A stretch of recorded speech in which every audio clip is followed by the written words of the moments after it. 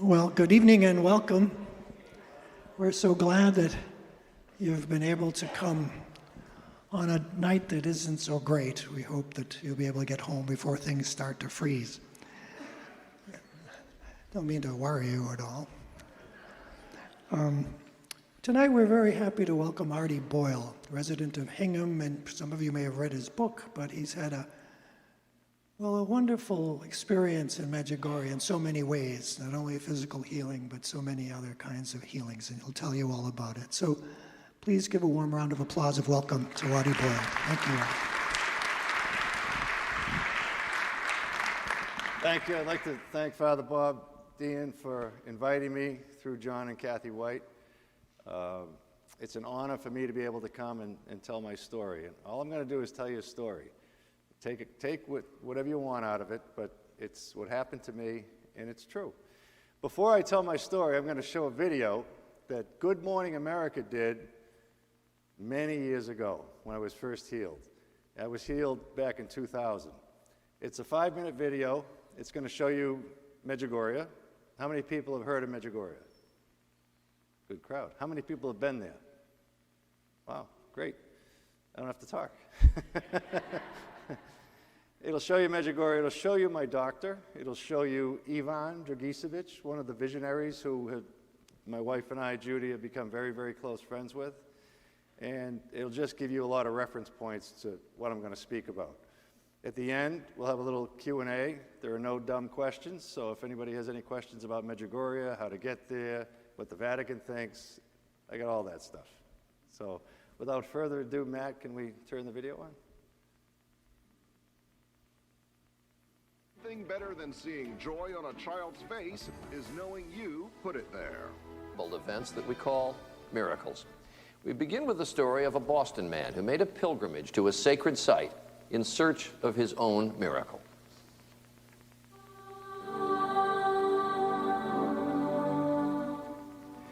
It has been said that the miracle is not to fly in the air or walk on the water, but to walk on earth, a lesson that a few like Artie Boyle feel fortunate to have learned. I was diagnosed with renal cell carcinoma, which is cancer of the kidney. I had a large, grapefruit-sized tumor sitting on my kidney. Hope was fleeting for Boyle, a proud father of 13 children and 9 grandchildren. He couldn't imagine not being around to coach his kids' hockey games, see their smiles, or grow old with his wife of 30 years, Judy. I figure with all the athletics that I've done throughout the years, I can beat the cancer, I can fight this thing. He had his kidney removed, but just 8 months later, doctors found 3 nodules on his lungs. Dreaded news that the cancer may have spread. There was a tremendous depression, and it felt like a death sentence. Like, you know, I'm gonna die. There's nothing I can do. A practicing Catholic, Boyle's faith was sorely tested, but he continued to pray, praying for a miracle that would save him and his family. Ora pro nobis peccator. For many years, Boyle had heard about the mystical town of Medjugorje in Bosnia-Herzegovina, an unlikely corner of the world that has seen its own darkest days, a civil war that ravaged the land and people. But for many religious people and those looking for a miracle, it is a beacon of hope. So I went to the top of Mount Krishevitz in Medjugorje, and on the way up, I felt a pain very specific in my right lung that I could put my finger on. It is a place where miracles and revelations are believed to happen, a place where the Virgin Mary is said to have appeared on a hill over 2 decades ago, and where her presence is still felt by thousands who make the pilgrimage. It was over in Medjugorje where the depression lifted, and I believe I was healed. When Boyle returned home, a CAT scan showed that 1 nodule had disappeared, and the 2 others had shrunk to insignificant size. He has not received any other additional treatment, and subsequently these nodules no longer appear on his imaging studies. At this time, we consider him without any evidence of cancer. Boyle believes it is the spiritual healing that he received in Medjugorje that allowed for the physical healing. I'm not a theologian, I'm not a priest, but I do know that confession and forgiveness are very powerful tools While Medjugorje was a place of healing for Boyle, for others, it's a place of mysterious happenings where rosary beads supposedly turned to gold. This woman saw hers change. And I thought maybe I was seeing things. I don't have my glasses on. The pearls changed from this color, and this is the color we have now. Where the smell of roses envelops you. The sun, man. Holy. That's so cool. And where the miracle of the sun entrances. It pulsates like a heart, and pinwheels of color spin around. You can stare at it as long as you want. No sunspots. Many pilgrims believe these are all signs from the Blessed Virgin Mary, signs which began with her own appearance in Medjugorje on June 24, 1981, before 6 children. She put her hands on our heads and she started speaking her first words. My dear children, I am with you. I am your mother. Don't be afraid of anything. I will protect you. Ivan Dragicevic was one of the 6 children, and 23 years later, Ivan says the Virgin Mary still visits him and 2 of the others daily, wherever they are. On this day, the Virgin Mary appears only before Ivan at a prayer group at the home of Artie Boyle in Boston. He was asking that if you ever came, he wanted to say Mass. Wonderful. They have become close friends over the years. A shy and humble man, Ivan says he's not special. It was just meant to be that his calling began that day on the hill in Medjugorje, spreading the word of Mary and her son Jesus to all who are willing to listen. Message of fast and penance, firm faith, love, forgiveness, and message of hope. These are the most important messages. No one can definitively explain the miracles at Medjugorje, and some may doubt them. But Artie Boyle has his own thoughts. I'm not sure why I was healed. I'm grateful. Some people are skeptical, but all they have to do is look at me. I'm still here. A series that we're going to continue each Friday. Next up. So as you can see from that video, it's quite dated. Yeah. I had dark hair back then, and you still have dark hair. I don't know how you do that. So it's very dated. We did have 13 children. However, we now have Judy. This is my wife, Judy, up in the front. We now have 28 grandchildren. And this February 9th, Judy and I are celebrating our 50th wedding anniversary. So.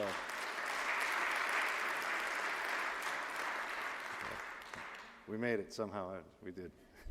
In Luke 17:11, Jesus came upon 10 lepers. They recognized Jesus, and they asked him to heal them. He told them to go see the priests. On the way to see the priests, one of them, a Samaritan, realized he'd been cleaned, healed, and went running back to give praise and thanks and glory to Jesus. Jesus said to him, "There were 10 of you, were there not? Where are the other 9?" Because of that passage in the gospel, I've promised to give witness to the healing power of Jesus Christ wherever and whenever I was asked. And it's literally brought me all around the world.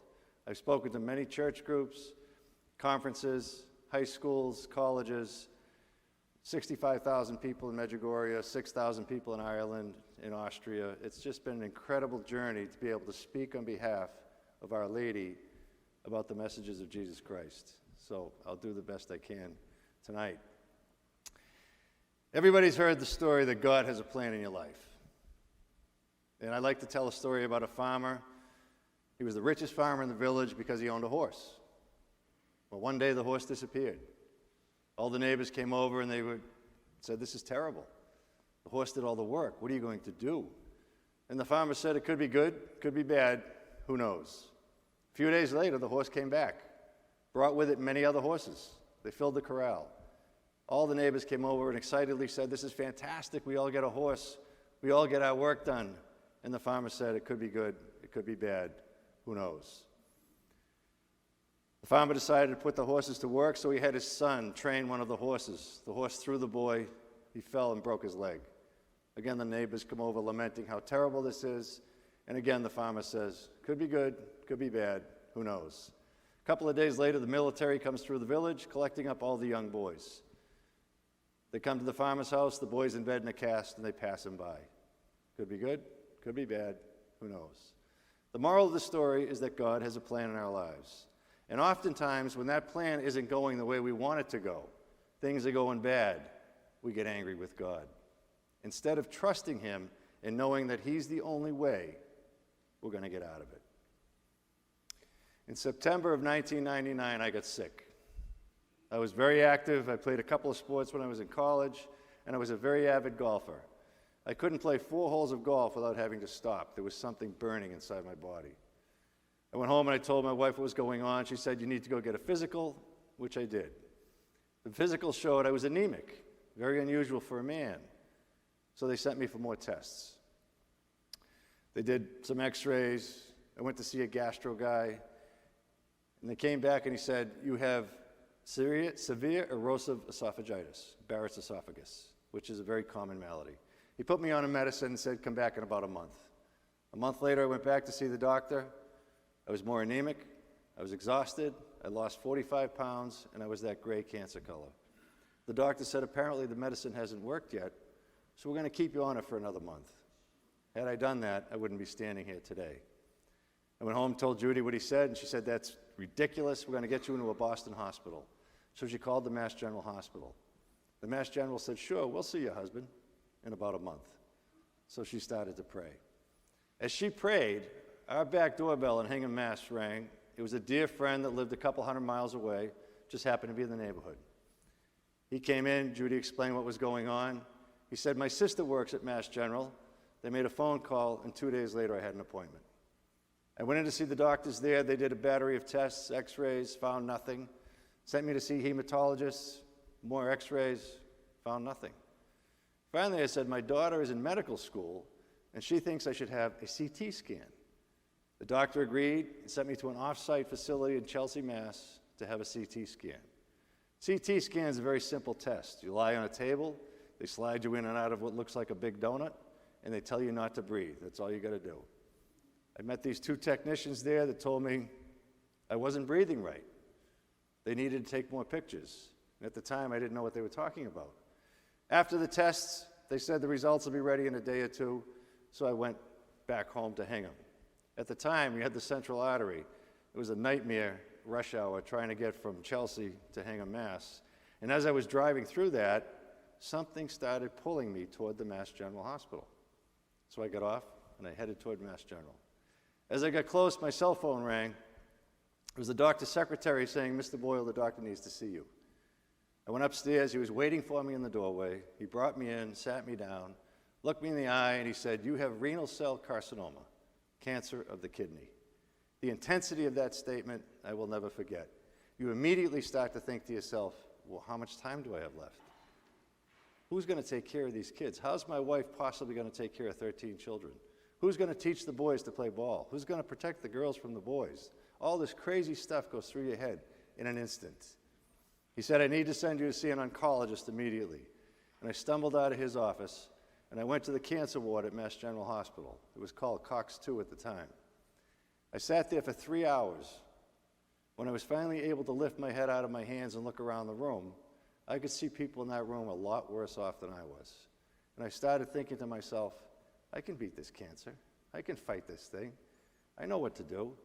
Not once did I think of God. The doctor finally called me in. He brought up on the computer monitor the pictures they had just taken. It showed a tumor the size of my fist sitting on the kidney. The pancreas was wrapped around the tumor, and the spleen and the lymph nodes were infected as well. It was not a pretty picture.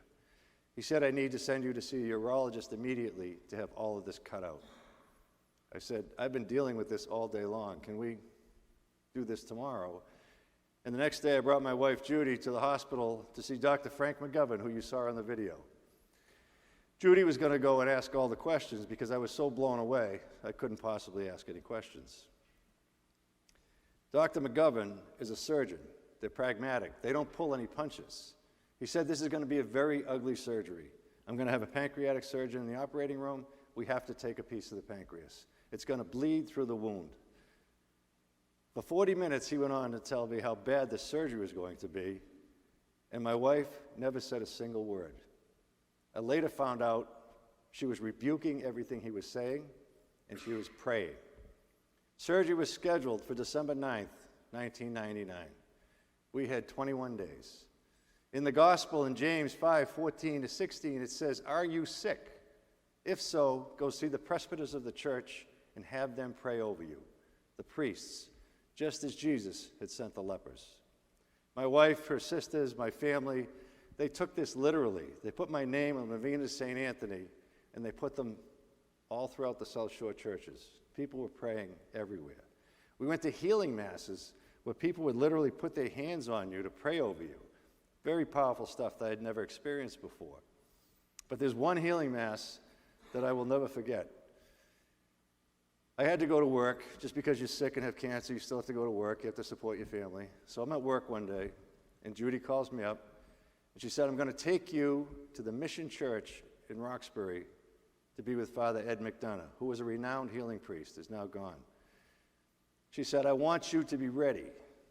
Now, I do everything my wife tells me. So I was ready.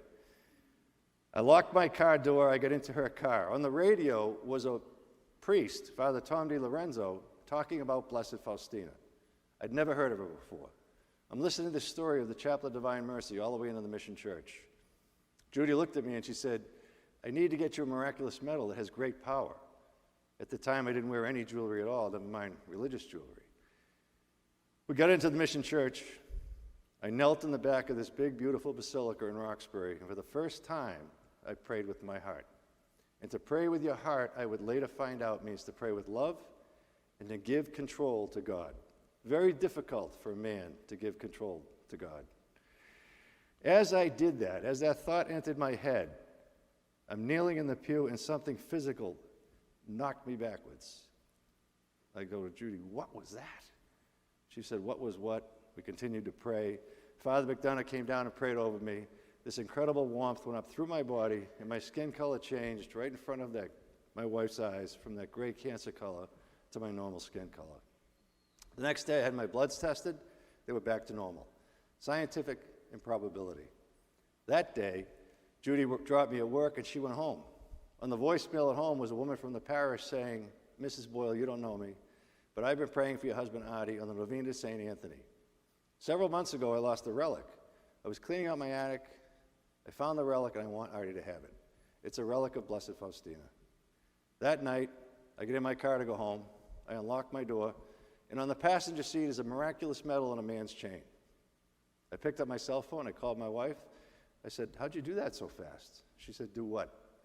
To this day, we have no idea how the medal got there. I started to realize that God was probably trying to talk to me. Probably should start to listen to what he was trying to tell me. On December 8th, the Feast of the Immaculate Conception, my parish had an all-night prayer vigil for me.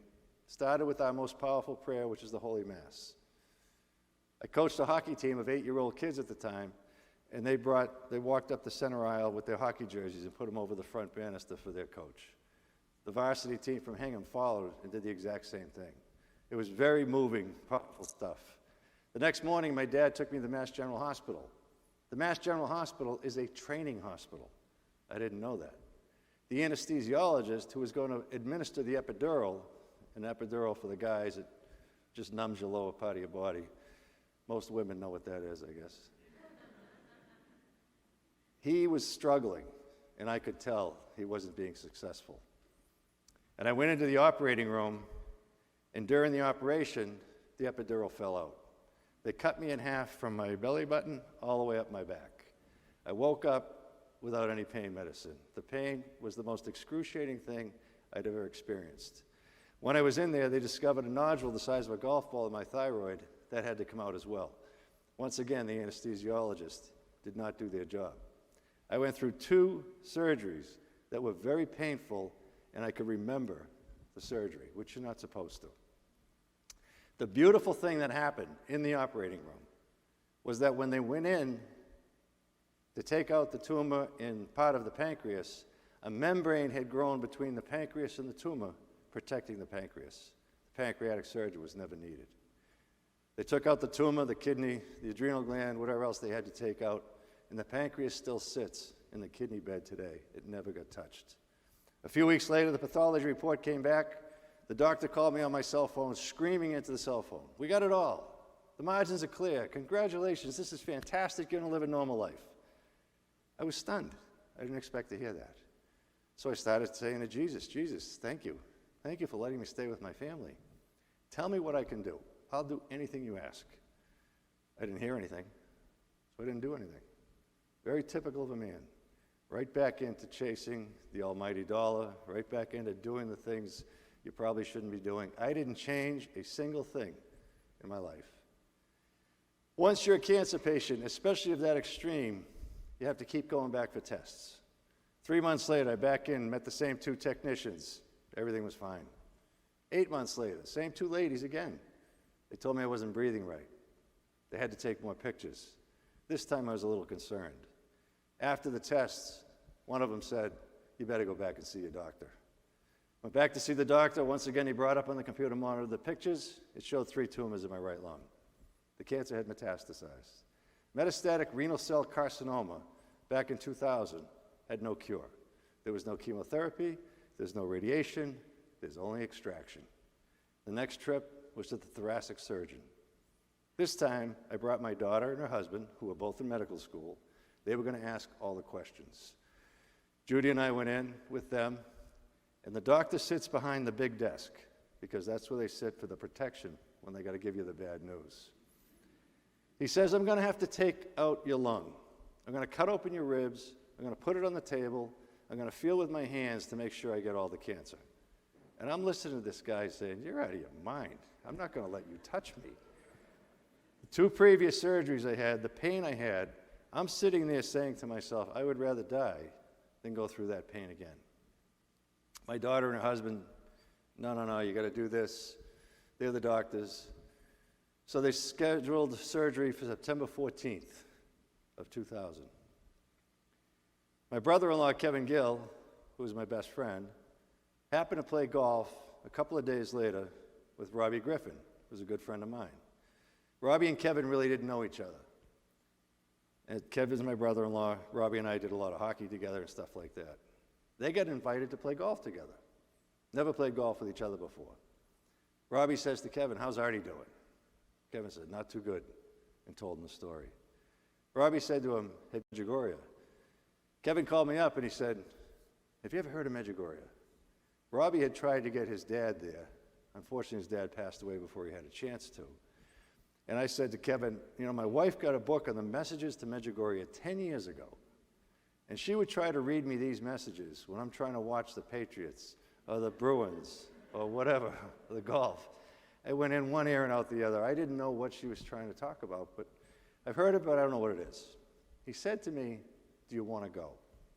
The minute he said that to me, something jumped inside of me. What I didn't realize is that he had already purchased 3 first-class plane tickets to fly him, Robbie, and myself to Medjugorje.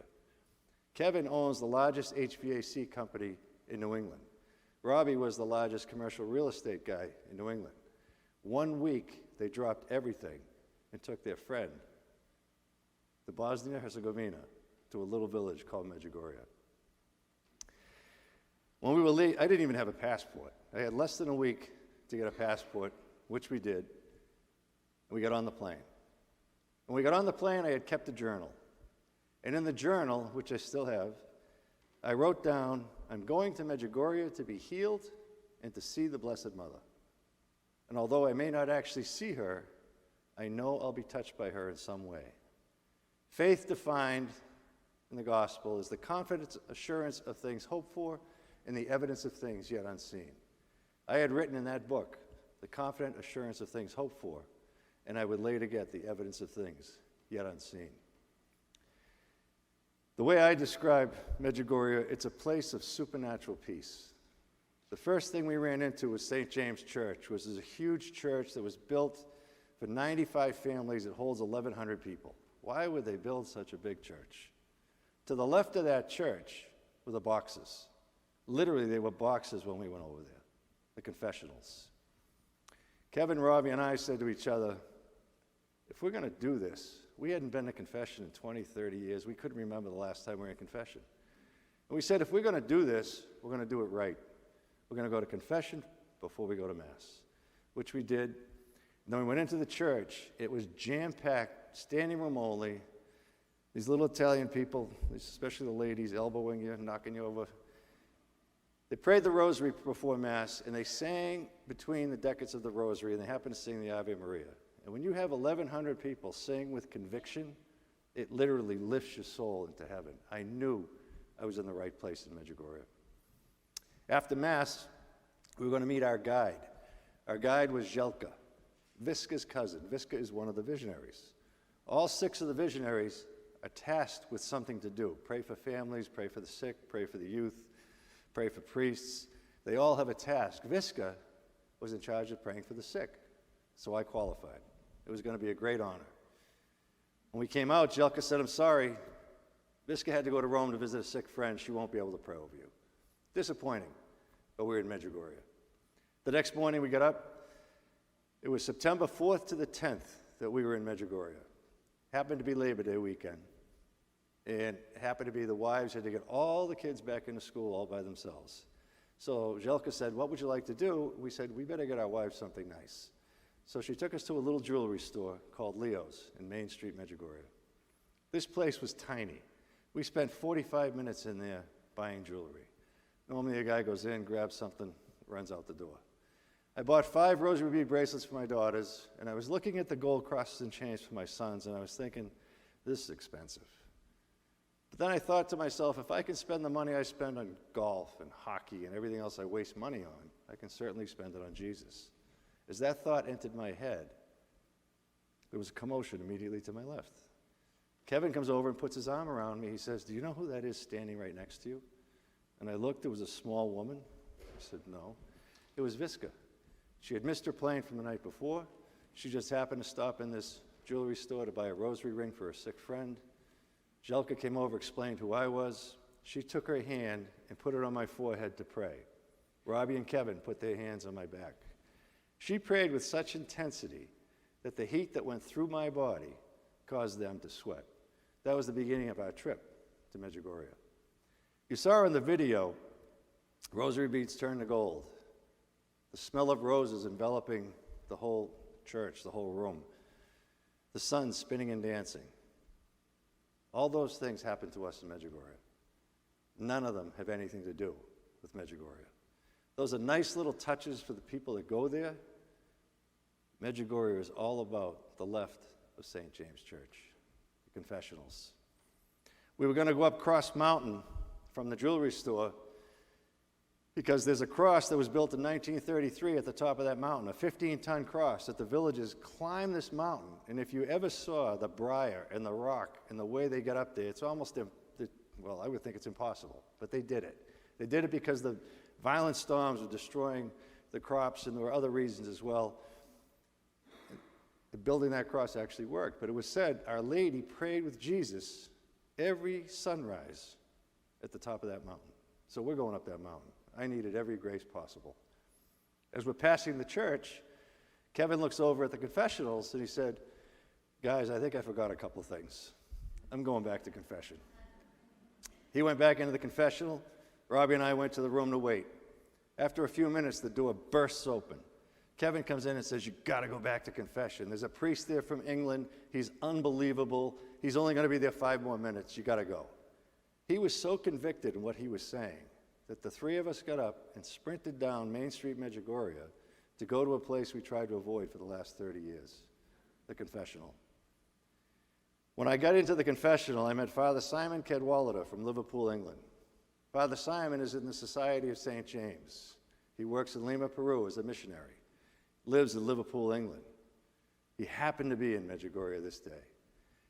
He heard all 3 of our confessions. The things he had to say in that confessional, it was the first sincere confession I really ever had in my life. And the things he had to say just turned everything around. He said, "The Eucharist is the most powerful medicine we have on earth. Take Jesus into your body as often as possible and ask him to heal you." He told me many other things during the confessional, and he could sense a building excitement in the 3 of us.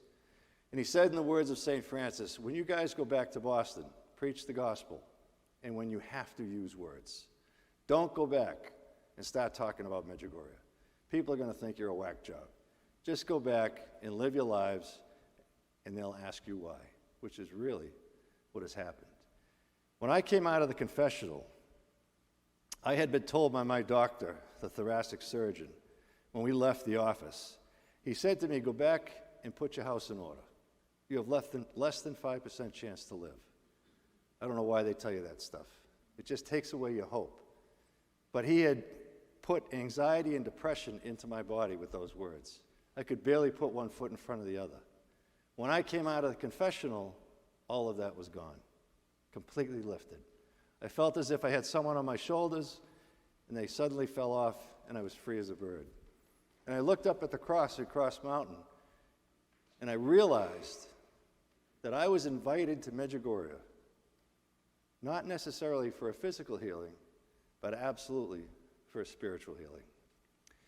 In the gospel in John 20, Jesus breathed on them and said, peace be with you. Receive the Holy Spirit. Peace be with you. As the Father has sent me, so I send you. Go out and forgive their sins. Those sins you forgive are forgiven. Those sins you retain are retained. Confession in our faith, the Catholic faith, is not an option. It's a sacrament given to us by Jesus, which gives us a grace which enables us to walk in the light of Christ. Without the sacrament of confession, this is a really hard world to live in. We left there and we went up the mountain. It was raining out. They said, don't go. Very slippery. People have been over there. Medjugorje is now 42 years old. So people have been climbing that mountain, and the rocks literally have turned into basically ice. And when it's raining, it's very slippery. But we're three stubborn guys. We're going up that mountain. We get up the mountain, and on the way up, I could feel a pain in my lung. It was getting worse. And I'm like, this is getting worse. We get to the top of the mountain, and we had a great grace. Normally, there are hundreds, if not thousands of people on that mountain. There was nobody there. Just me, Robbie, and Kevin. We're at the top of the mountain, embracing, weeping, yelling out loud to Jesus to heal me. 3 grown men. That would never happen in downtown Hingham. Guarantee it. Or Duxbury, or anywhere for that matter, but it did happen in Medjugorje. I came off the mountain, I called up Judy, and I said, something is really going on over here. And she was like, no kidding. It takes a little while for it to get through our heads. But I said, please call my doctor and schedule another CT scan before I get home. Surgery was scheduled for September 14th. I said, we have 4 days. Get another CT scan. She called the doctor. The doctor's secretary called me back. She said, Mr. Boyle, we know where you are. We know why you're there. That's a beautiful thing. But the fact is you have cancer, and it's not going to disappear. We're going to go ahead with the surgery. My wife did what any good wife would do. She got another doctor. This doctor had been originally recommended to us. Why we didn't take him, I don't know. But I would later find out he had sent his parents to Medjugorje and a picture of Medjugorje hanging in his office wall. God was certainly working on our behalf. A whole bunch of stuff had to happen when we were in Medjugorje. One of the things that happened when we went to visit Father Jozo Zovko. Father Jozo Zovko was the original pastor of Medjugorje in 1981 when the vision started happening. It was a communist country back then, so if you spoke about your faith outside of the church, there was a good chance you'd get arrested. When they started saying they were seeing the Blessed Mother, Father Jozo scolded them. He said, stop, you can't do this. The communists will arrest us, they'll throw us all in jail. Not only did they not stop, the next day they took the entire village up the mountain with them. That's the day when the children actually spoke to the Blessed Mother, June 25th, 1981. Father Jozo then had to become the protector of the children because he could see this wasn't going to get any better. The communists threw him in prison. He spent 18 months in jail, and when he came out, they wouldn't let him go back to Medjugorje. He went to a place called Soroki Brij, about 30 miles away from Medjugorje. We wanted every grace possible. I want him to pray over me. We went on a little bus, got our way to Soroki Brij, and Father Jozo prayed over me, the only non-priest that he prayed over in the congregation. It was such an honor. When we left there, A lot of stuff happened. There was a big commotion there. Father McDonough was there. He got cut, but it's too long for this. It's in the book. By the way, I did write a book. 2015. It took me 15 years to write this stupid thing, but there's a lot of detail in there that I can't talk about tonight. But on the way back to Medjugorje from Sroki Brej, the alarm in the person's car went off at 5:40 p.m. I said, that's got to be the apparition. The apparition is at 5:40 in Medjugorje. So I turn, I look, and I see the sun. This is where it gets crazy. You might not believe me, but it happened. Just like in Fatima, come to the earth, bounce off, go up, come down, bounce off. We stopped the car. I had to get out, and I'm literally shielding myself from what I thought I was seeing. They didn't see that, the other people who was with me. We went to adoration while we were there. In adoration, we got there 15 minutes early. We figured we were early. We were so late. You have to get there an hour ahead of time in Medjugorje. Adoration is huge. We went into the church, and it's all marble in the front of the church. That was the only place we could go. So we knelt on the marble in the front of the church. There was a huge monstrance on the altar. And as we're kneeling there, my knees are killing me. And I'm saying, I can't do this. We got to go. And as I'm thinking that, the face of Jesus appeared in the monstrance. I've never seen it since. I never saw it before. But there he was. And I'm elbowing Robbie and Kevin, like, do you see this? Do you see this? They didn't even respond. So I had to stay there. I stayed there for the hour. It was a beautiful thing. Lots of other stuff happened, but the significant other thing that happened was we met when we went to see Father Yozo, Nancy and Patrick Latta, two translators for Father Yozo. Nancy said, isn't it wonderful the leaders of American families would come to Medjugorje to pray? Please come see me before you leave. We had that commotion happen with Father McDonough. We lost track of Nancy and Patrick. We figured we'd never see them again. The day we're leaving Medjugorje, a woman approached us and said, would you like to go see Nancy? We said, yes, of course. So we followed her through the fields of Medjugorje, the grapevines. It's beautiful. We literally came upon a castle. It's not a fairy tale, it's the truth. They built a castle in Medjugorje. We're sitting in the courtyard with a whole bunch of people, and after a while, everybody disperses except for Nancy, Kevin, Robbie, and myself. Kevin gives Nancy a pen and paper to take her information. She bows her head to pray, and after a minute, she looks up, she looks me in the eye, and she said, you need to forgive. I said, forgive? I've been to confession twice. I got nothing left. She said, you need to forgive your mother and father. And my mother and father had just gotten divorced after 43 years of marriage, and I immediately broke down. Kevin and Robbie broke down. They had their own family issues, healing tears in Medjugorje. I called my wife and I said, please have my entire family present when I get home. My mother, my father, my brothers, my sister, my kids, their spouses, everybody. She did that, and I brought my father up in front of the family, and I forgave him for divorcing my mother.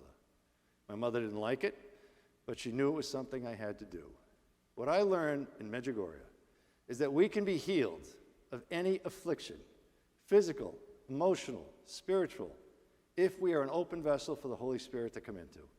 And the way we do that is through a sincere confession and true forgiveness. And the harder of those two is the forgiveness. Because we bury stuff so deep inside of us that we need to pray for the grace to know what it is we need to forgive. I didn't know I was holding on to that with my parents. She revealed that to me. That made me clean. I went in for the CT scan 2 days before the surgery. They told me I wasn't breathing right. I started to get excited. Went flying back to the Mass General, ran up to the doctor's office with the films. He told me to wait a minute. And after a little while, he called me in. And instead of sitting behind the big desk for the protection, he was standing in the threshold, rubbing his fingers to his chin, saying, they're gone. The large tumor in the upper lobe had completely disappeared, and the other two tumors had shrunk to insignificant size, so that on September 14th, the feast of the Triumph of the Cross, and instead of having my right lung cut out, I was playing golf with Robbie and Kevin.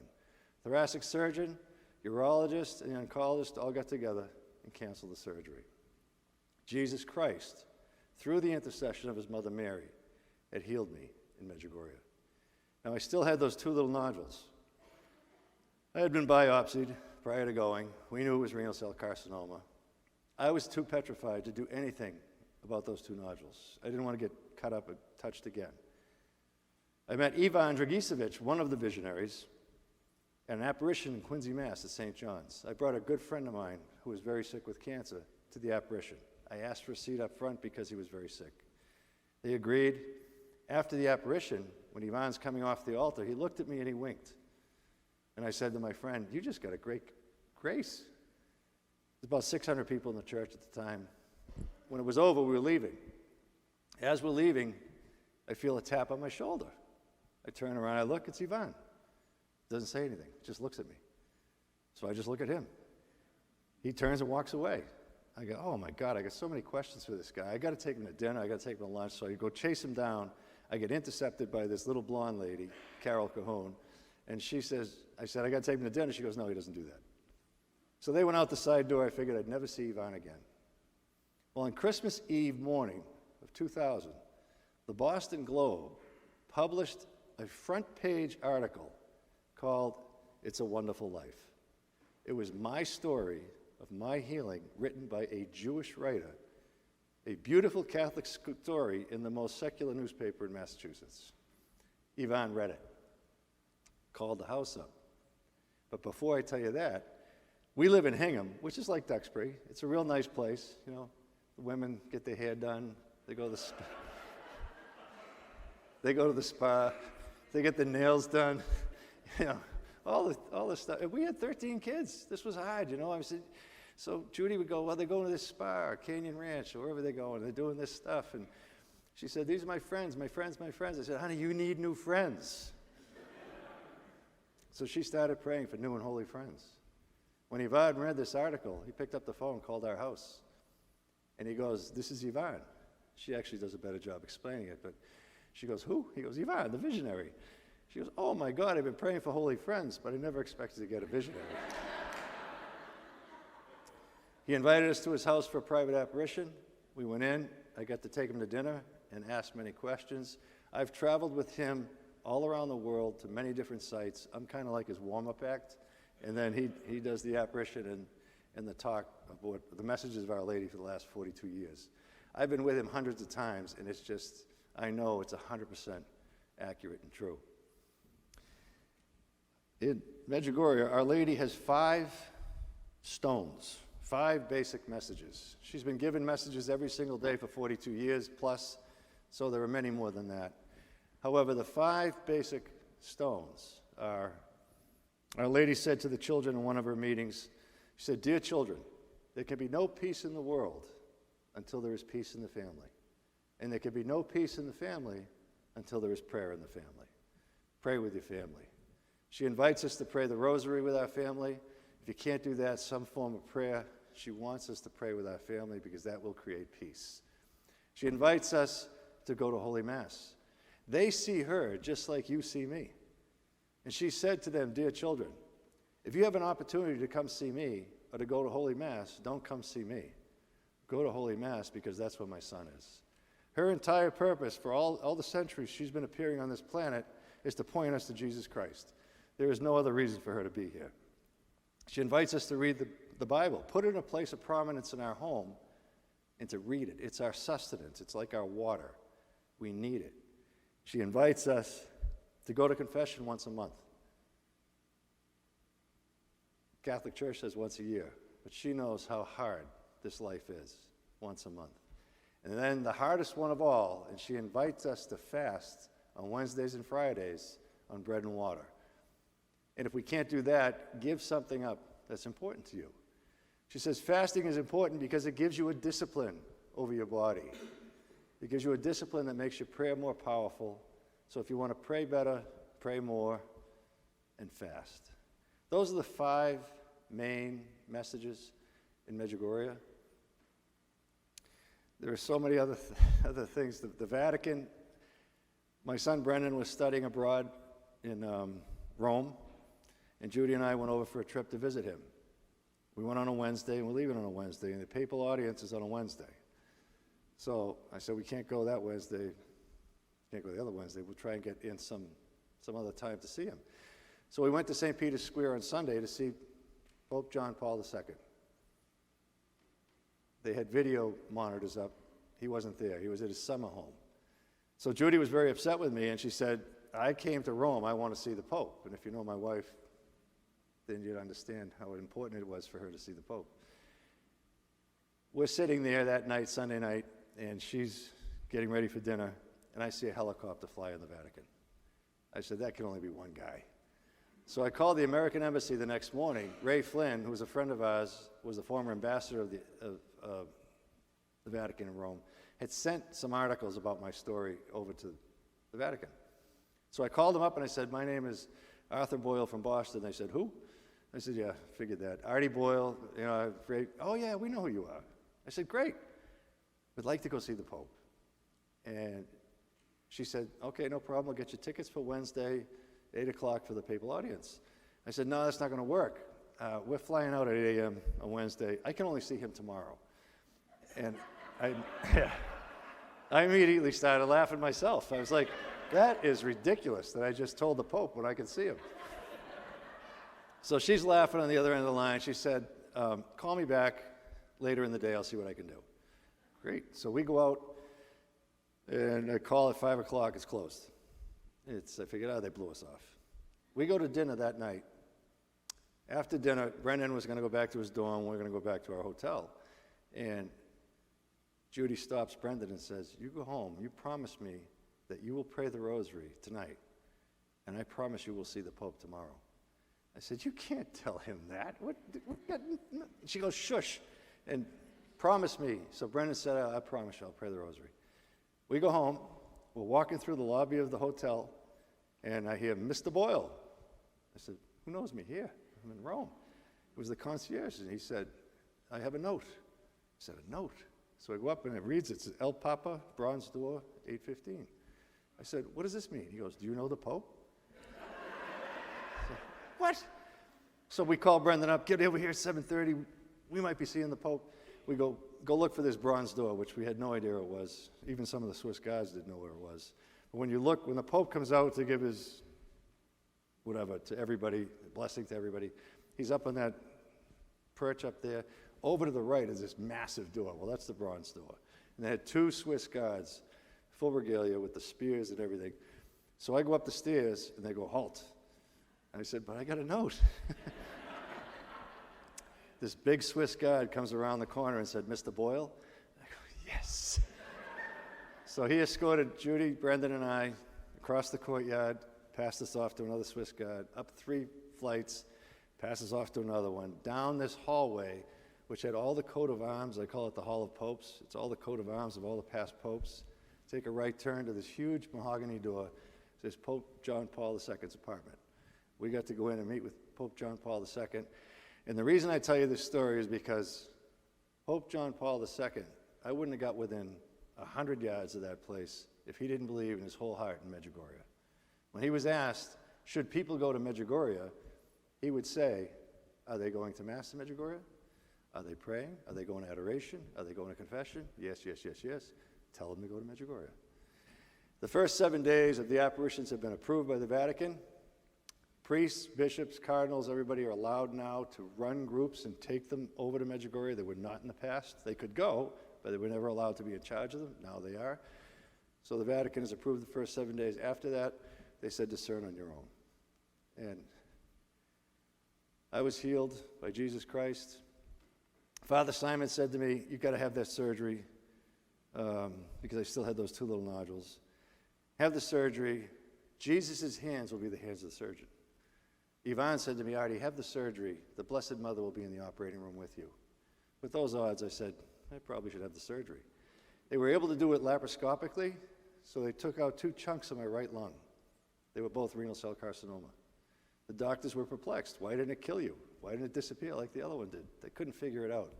When I went back in 3 months later, there was very little evidence of any extraction of my right lung at all.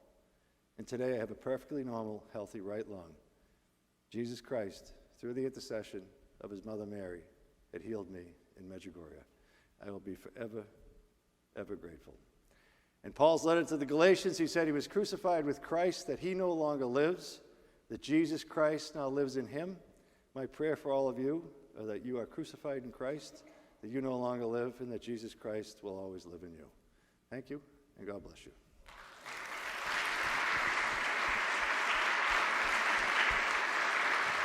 Thank you very much, Artie.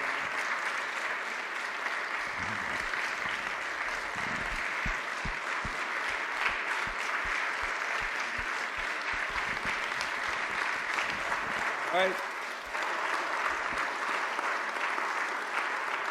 You didn't see my wife.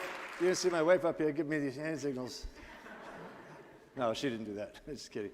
If there are any questions, I'd be happy to answer them. Like I said before, there are no dumb, silly, whatever questions. So if you have any questions at all, because I can't remember everything. A lot of times questions will lead to other stories. St. Peter's. Yeah, it's okay. I can hardly see you back there. Peter.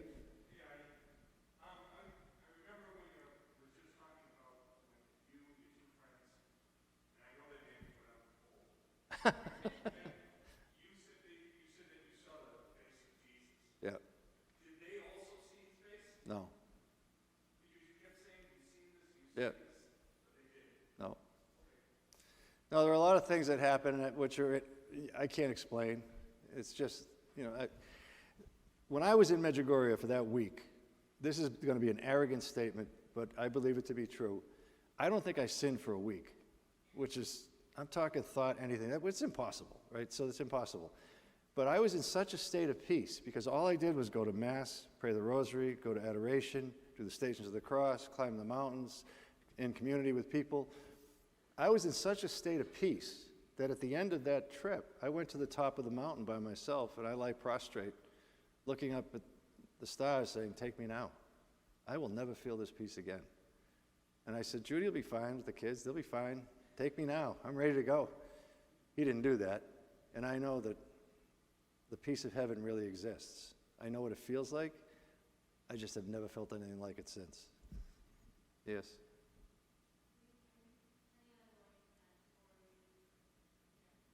Yeah, I've been there 20 times, so I plan on going a few more times anyway. It's a beautiful, beautiful place. It's like once you start going there, it becomes your home away from home. It really is special.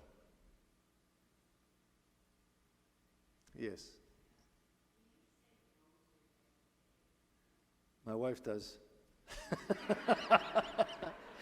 I say it most days. I'm doing the Bible in a year. That's every day. I do it most. Judy does every day.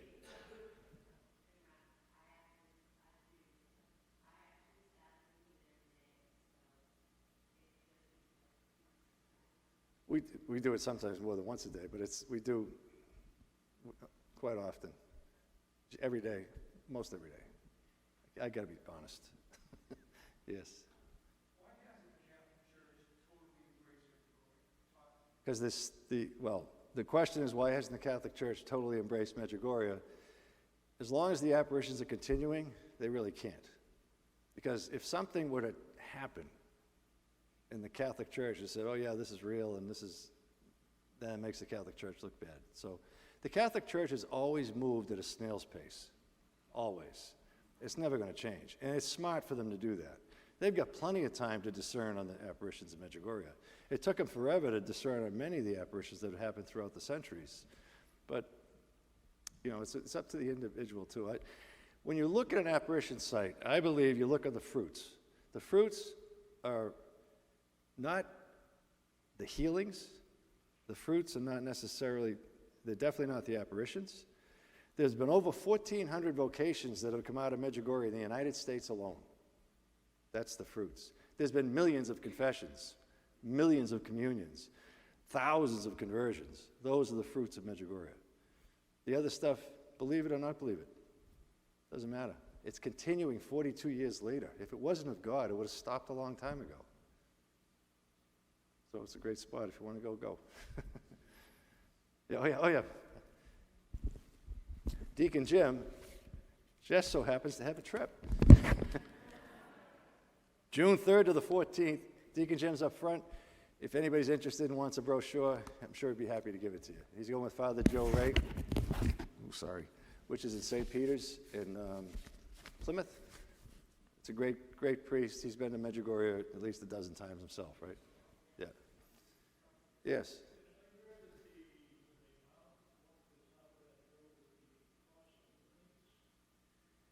It's, again, that is up to the individual. Some people see it, some people don't. It has happened, and I've heard of it.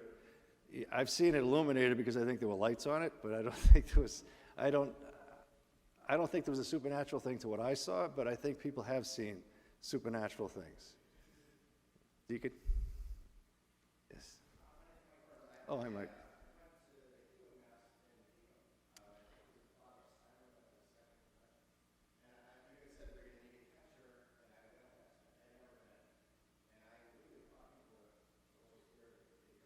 Right.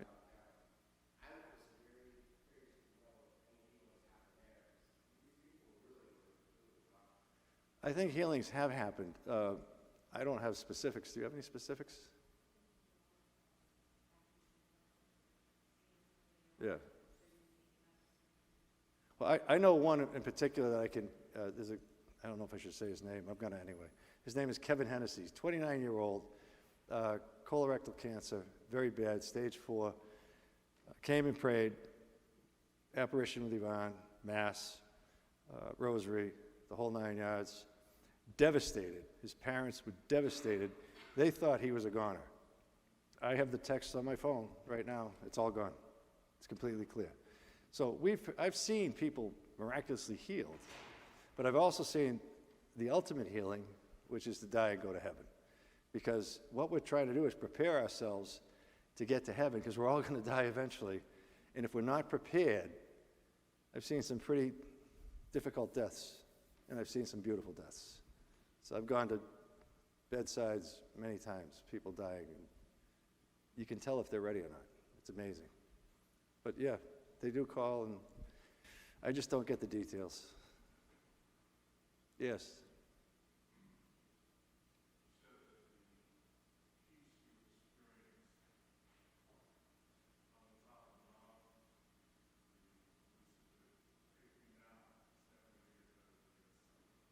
Mm-hmm.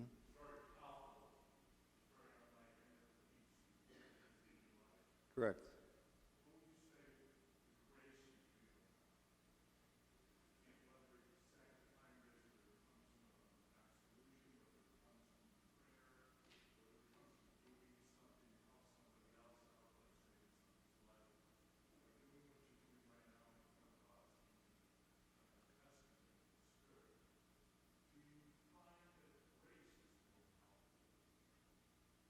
Grace is very powerful.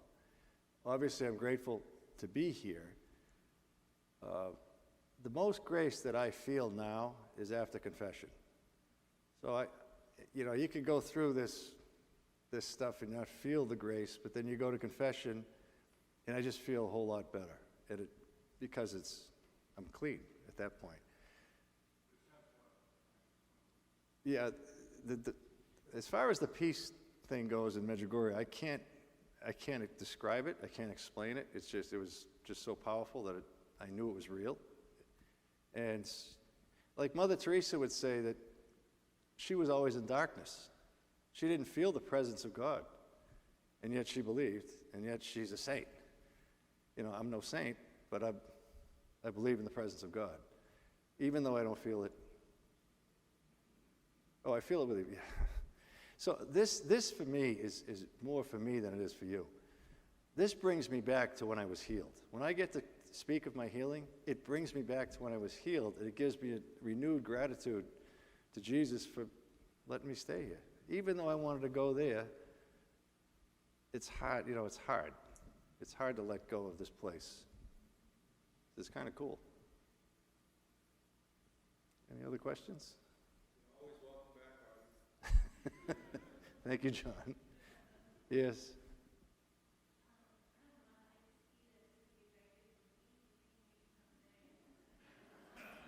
Well, we actually were in talks about a movie a long time ago when it first happened, and I don't know what happened. Just never. I guess George Clooney wasn't available to play me. So yeah.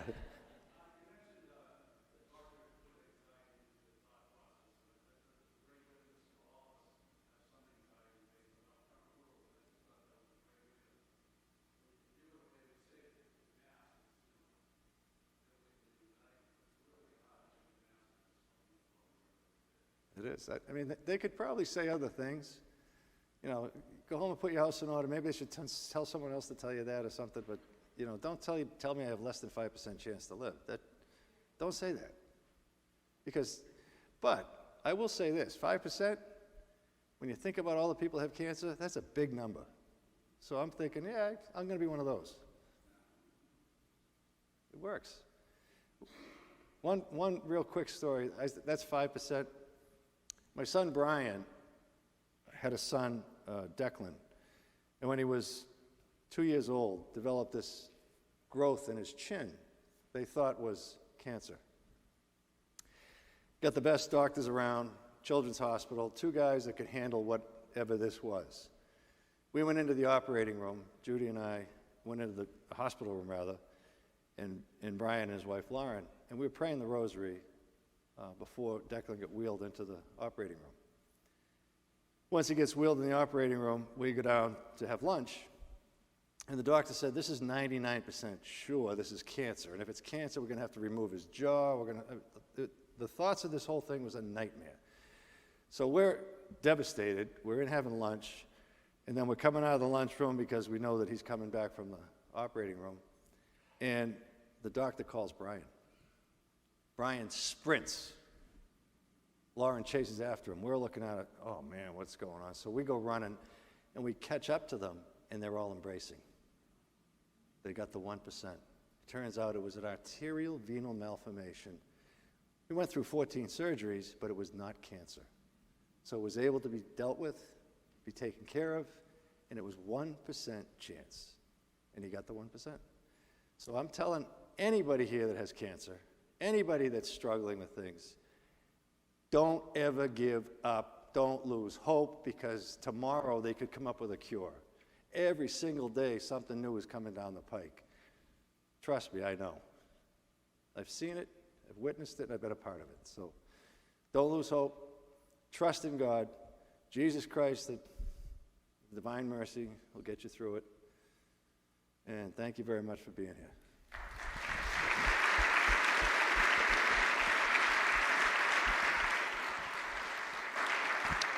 Well, thank you very much, Artie. You've inspired us all. Thank you for sharing your testimony. And maybe we'll get a lot of people to go to Medjugorje because of what you've just said tonight. Thank you again. Thank you, Father.